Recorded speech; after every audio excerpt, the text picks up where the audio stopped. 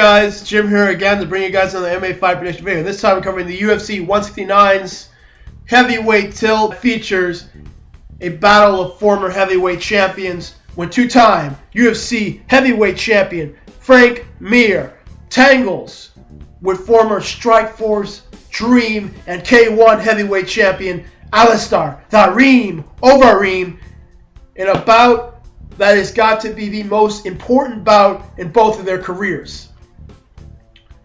I will give you guys the backstory to this fight, which will basically cover all the events that led up to the conception of this fight and the stakes for both of these guys, which is very important. Like I said, it's the most important fight of their careers right now. Now, I will also give you guys a full fight breakdown of the two fighters and who I have ultimately winning this must-win fight for both of these guys. Now, without further ado, let's get this thing started right about now.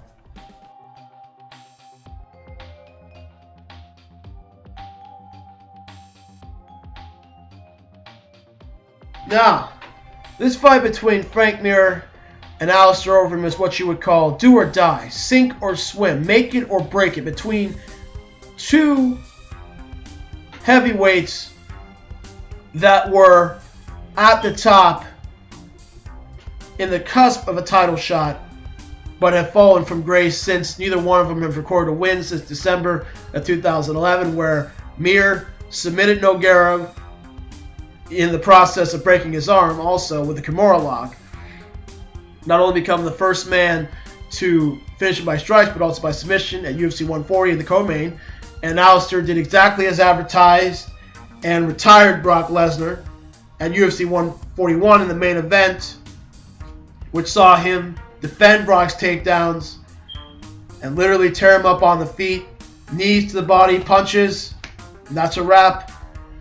And goodbye, Brock, and, you know, back to the fake stuff for you. Now,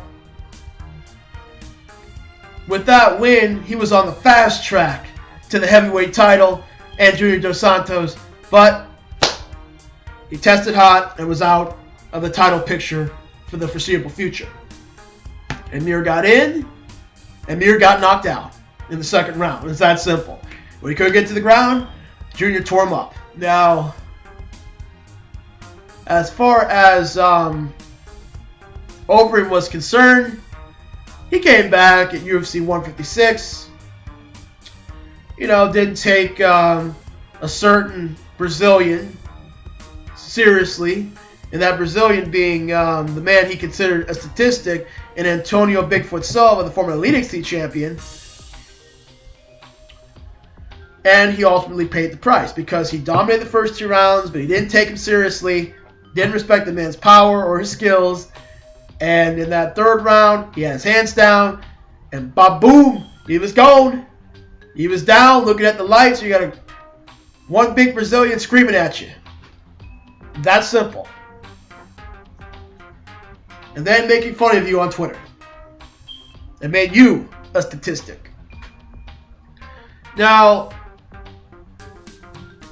he basically would suffer a similar fate at the inaugural UFC on Fox Sports 1's Fight Night, Shogun vs. Sonnen, in the co-main event, where in the early goings he was able to dominate Travis Browne, really hurt him with the knees and the punches and everything like that. He was able to take him down, but again, he blew his gas tank.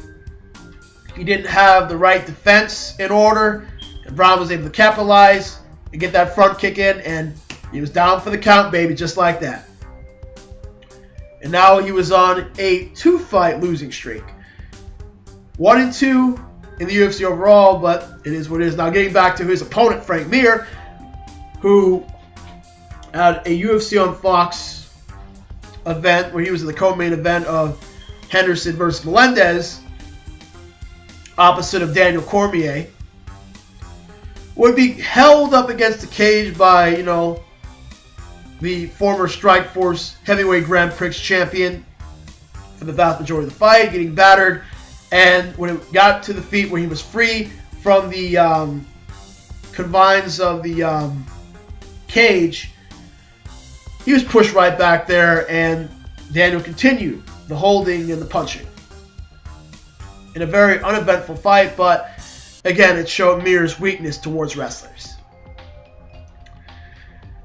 And following that, he met Josh Barnett, the War Master, at UFC 164 in a bout between two of the best submission heavyweights in MMA history.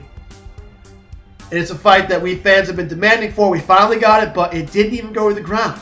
It ended on the feet. Josh was able to back Mir up against the cage, lay on the leather, and finish him in the first round.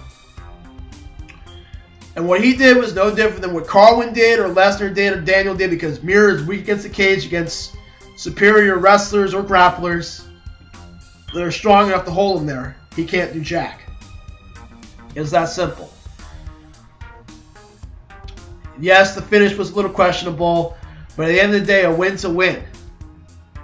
And now Mir is on a 3-fight losing streak. UFC, and I'm paying these boys these big 6-figure contracts, and in Overeem's case, the championship perks. Then, if you're not winning, I gotta cut one of you. It's that simple. Because they've been making downsides as of late, cutting people that really haven't been living up to expectation, and then have expensive contracts. And these boys have the real expensive contracts. Now, both of these guys will meet up at UFC 169 to decide it all. Whose career lives or dies in the octagon, or just retires in general. Now, Overeem said that he's not going to retire, win, lose, or draw, which leads me to believe he might just probably go back into kickboxing like Glory. Or, you know, hell, Bellator. Or maybe even ONE FC. Because, I mean, hey, he likes crushing cans in foreign countries. In Mir's case, he's not interested in anything else but the UFC. So, if they cut him, he's going to retire. It's that simple. He's, you know, Frank Mir will retire. That'll be the last time you ever see him in an MMA ring or octagon or cage, whatever you want to call it. Period. End of story.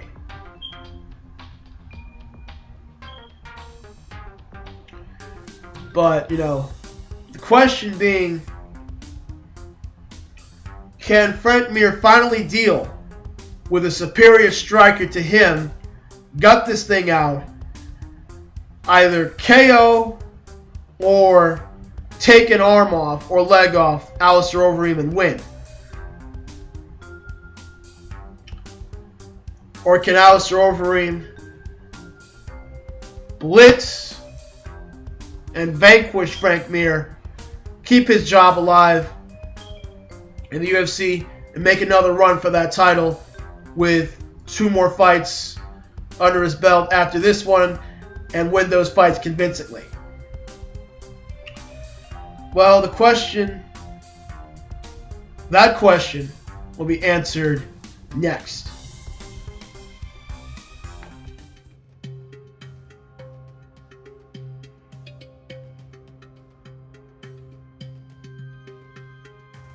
Now, when breaking down these two fighters on a little tail of the tape, it's obvious that Alistair Overeem has the advantage when it comes to reach. 80 to 79, just 1 inch difference. And the cardio definitely goes to Frank Mir.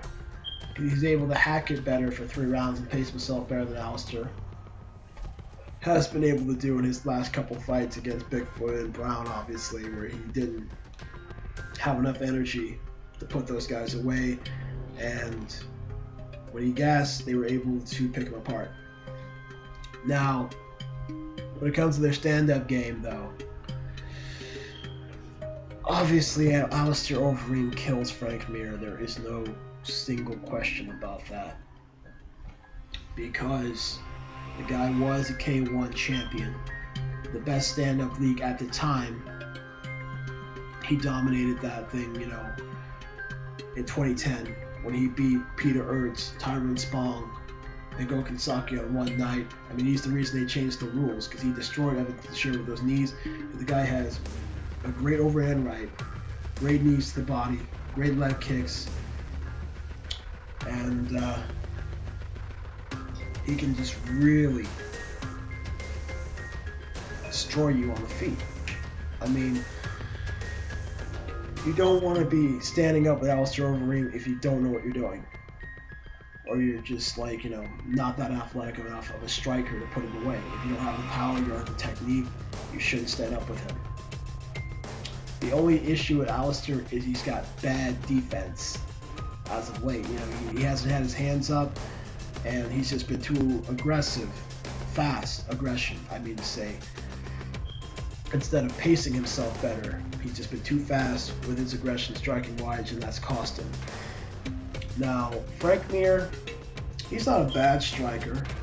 I mean, he's got some karate, he's got some Muay Thai, he's got some good boxing skills. I mean, he was able to put Nogueira away with his strikes, and he was able to rock Czech Congo with that left hand, transitioning to the guillotine choke. And he finished Crow Cup with knees. But his stand-up doesn't compare to Alistair Overeem's at all, period, because when he fought a high-level striker in Junior Dos Santos, he's like a fish out of water. He got blitzed. And when he fought for Brandon Vera, who's a really light heavyweight, who's a good Muay Thai artist, Frank got destroyed rather handily. And he got bloody destroyed by Lesnar on the feet when they first fought. So, yeah. But nevertheless, both of these guys, no kidding, have glass jaws. Now, when it comes down to the submission game, Frank Mir is a Brazilian Jiu-Jitsu black belt, and he's known for devastating submissions. Look at, you know, that armbar that broke Tim Sylvia's arm, and that Kimura that broke Rodrigo Nogueira's arm. Because you have two choices when you fight Frank Mir: tap or snap. If you're smart like Brock Lesnar and Antonio Hardnall, you will tap out and fight another day.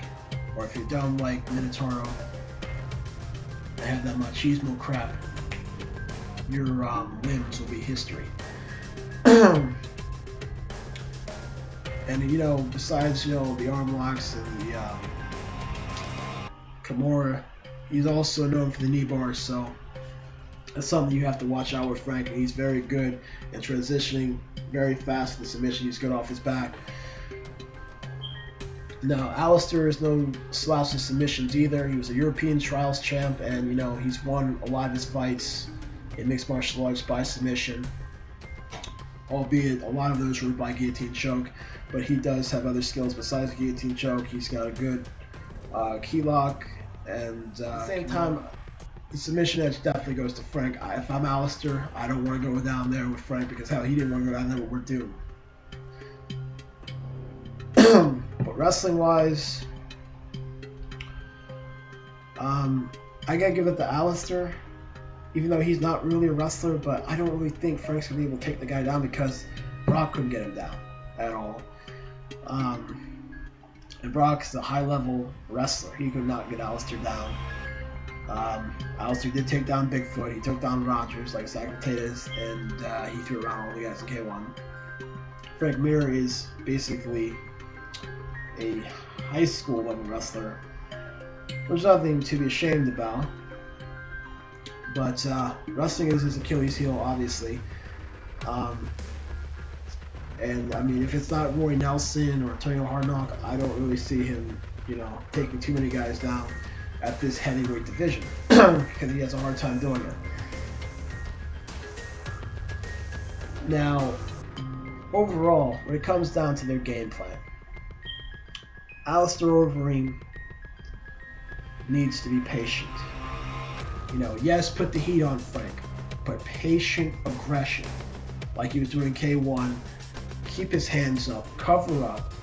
If Frank's gonna throw some haymakers at you, but press Frank against the cage, because that's a lot of the times that's where Frank Mir loses. You know, batter him up, knees to the body, punches, hurt him, and put him out, you know, because Carwin, Josh Barnett, and Brock Lesnar, when they pressed Frank against the cage, were able to put him away. And if you're on the ground with Frank Mir, you have to control his posture, control his arms, and not let him be able to hunt for anything like an arm or a leg. Don't let him get anywhere near that stuff so he can rip it off. And as long as Alistair keeps this standing up, it's his all day. Now Frank, he's got to get this to the ground. He's got to go for an arm. He's got to go to submit or maim him by ripping off a limb. But unfortunately, all fights start on the feet. And on the feet, Alistair is superior to Frank. So Frank, since he can't really take Alistair down without possessing the necessary wrestling credentials or ability, unless he's leveled up or something, he will have to bide his time on the feet until the opportunity presents itself to finish this guy, which will likely be in the third round. He's got to block the kicks by checking them. He's got to have a tight guard to absorb the strikes, and when he's striking with Alistair, he's got to basically counter punch and stick and move. He can't go crazy and just automatically just charge Alistair like a madman. He's got to be technical and precise, because if he charges him like a madman, he's getting knocked out. And he can't let Alistair back him up, because that's the red zone for him, because if Alistair's able to back him up, Frank will meet the same fate he had in his last fight. Knees to the body and punches. So in other words, Frank's best chance is to finish this guy in the third round when he runs out of gas, if it goes the distance. If he can survive, then yeah, he's got to take it, you know, to the third round and then pour it on Alistair, because Alistair has a glass jaw. And if Frank puts in, you know, a really hard effort in that third round, he'll be able to knock out Alistair. I see this fight ending up being the Frank Mir retirement party, because Alistair Overeem, my official prediction, is going to knock out Frank Mir. Because unless this fight gets to the ground where Mir has the advantage to basically take an arm or a leg and get a Kimura or a knee bar, Alistair's going to finish him, because he's going to keep this on the feet, he's going to be smart, and he's not going to gas himself out like he did the other fights. He's going to pace himself, and he's going to take this fight seriously and put Mir away. And Frank Mir will now be doing a commentary for that UFC on Tonight stuff in the near future. He's got to work his way back up to the title shot. Well, that ends today's fight prediction video. I'll see you guys for the next one.